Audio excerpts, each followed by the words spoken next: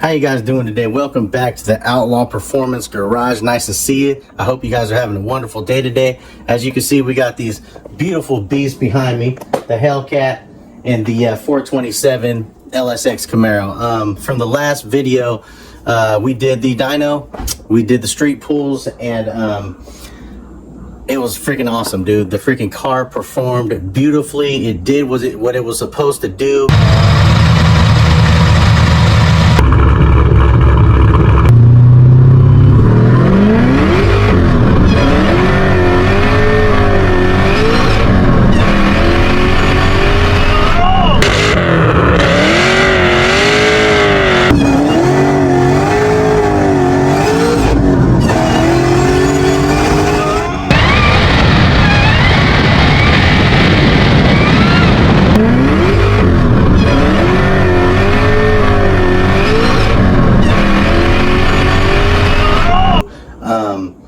It didn't have a hiccup except we didn't have any cooling.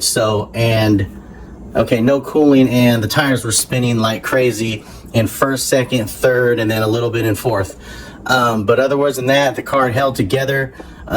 Temperatures with a full ice down tank ranged from 80 degrees. After the pull, it was about 165 degrees, but then it cooled really fast, like right back down to 80. So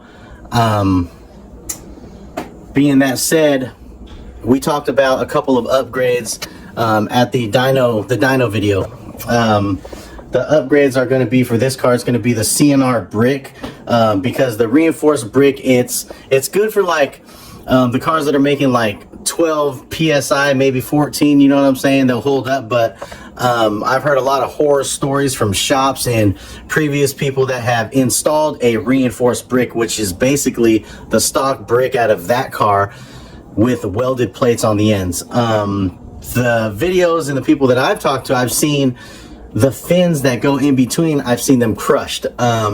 So to combat that, this is what we came up with. Okay, here we go. And this is from my homie Matt at DSX. Right on, right on. Oh Lord.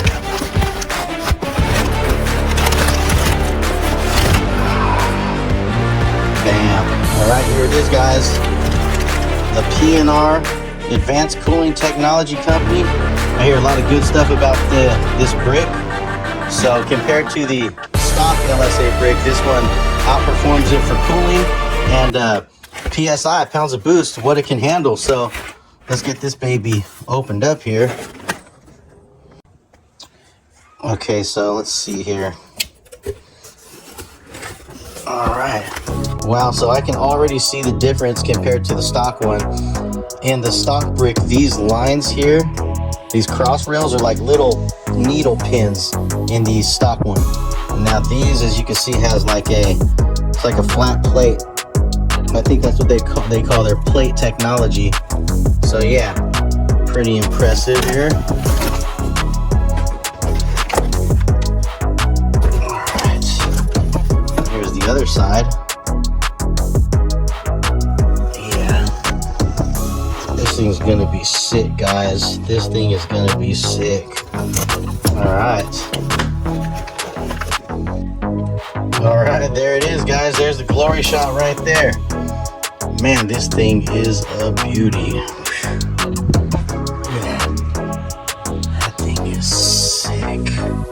Okay, so as you guys know, with victories there are defeats. With making horsepower, you know, things go right, things go wrong. So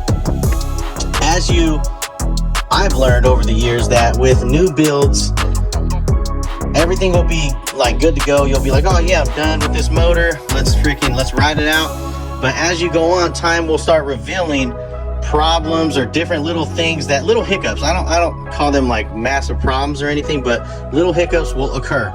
And in my case, the hiccup that occurred was, as you can see, I have this wire out here because I've been testing. The hiccup that occurred was my ice tank pump. It's a Stewart pump. It has been popping the fuse left and right. So what that told me was, okay, there's a problem. Either the pump is overheating, either the pump is going bad, or one of my wires has been grounded out. So what I have determined with this pump, let's go to the back real quick. Okay, so here's my pump right here. There it is. As you can see, I've already disconnected my remote wire. So what I found was somewhere in the remote wire, as it goes underneath my car, wraps around the fender well up under there, somewhere it grounded out. So what I did was I disconnected it, and I hooked up one solid wire on the outside of my car, which is that wire, and I ran it all the way to the trigger point up at the fuse box, which I have it hooked up to my fog light fuse, and I use the out of circuit. And so when I push the fog light button, it'll turn on this pump, and it works really good. It's freaking awesome, because I know now I can shut the pump off while I'm at the dyno, and it doesn't sit there burning itself out and killing the battery. So somewhere along the line underneath the car, it is it's grounding out. So I'm going to run one solid wire, which I have here, and to combat that problem. So that's one of the problems that I found with this car. So here's the wire I ran right up into the fuse panel, and I had this wire, which is the old wire. You can see it's got the funky connection. It's got all these, I think I got like 3 wires, hella ghetto.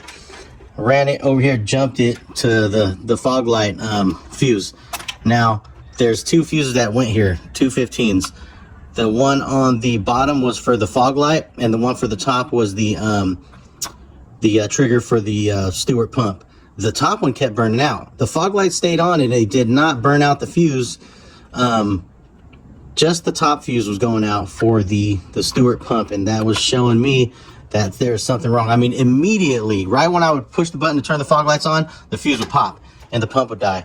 So I ran one solid wire, hooked it back up the same way I had it hooked up, and the pump stays running. So it's obvious that my wire is grounded out somewhere underneath the car. Something nicked it or something, but we're gonna get that fixed up. Otherwise than that, the car is running freaking phenomenal. No other hiccups there. So today we're gonna run that wire, and we're gonna install the PNR, here I thought it was PWR brick, and pull out the other one. Third thing that we're gonna do, boom, AC compressor. We're gonna go way down there, and you can see there, that son of a biscuit. There you are. That guy burned out. So it burned out not while it was in full throttle at the dyno, but when it was idling, and we tried to turn, once we turned the AC compressor on, the motor wanted to die. So we are going to change that out so we can get these killer chillers running, go back to the dyno, either back to GP tuning or maybe Synergy. They have a hub dyno. I want to throw this baby on a hub dyno. I want to see what the power that it really freaking makes. I'm guessing 1100 rear wheel horsepower hub dyno with cooler temperatures without even adding any more timing. And then the fourth thing that's happening, which I can show you right here, look at that. The belt is getting tore up. Now, I just saw this just today, and it wasn't doing that. It was not doing that the other day. Wow, I think I see the problem. Look at that. Somebody was telling me that these Grip Tech pulleys, they beat the hell up out of your freaking out of your belt. So maybe that's true. As you can see, it's kind of coming off alignment down there. Let me see something real quick. All right, so here's a big problem.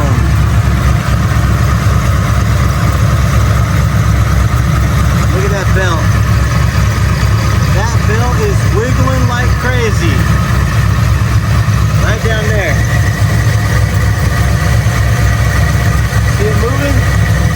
That belt is gone. It's warped. Alright, that belt is gone. Yep, look at that. There's the damage right there. Ooh. Dang. Yeah, this belt, look at that thing, look.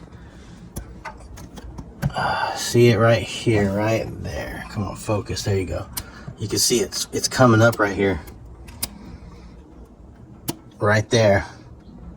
Yep. This belt has been compromised, man. I might have to freaking buy a few belts and just keep them on tap. Look at that thing. And the pulleys are fine. Like, nothing's out of alignment. You can see when they're all spinning, they all look perfect. So, toaster oven, gone. All right, so see, problems that arise. So, see, that's what I'm talking about, guys.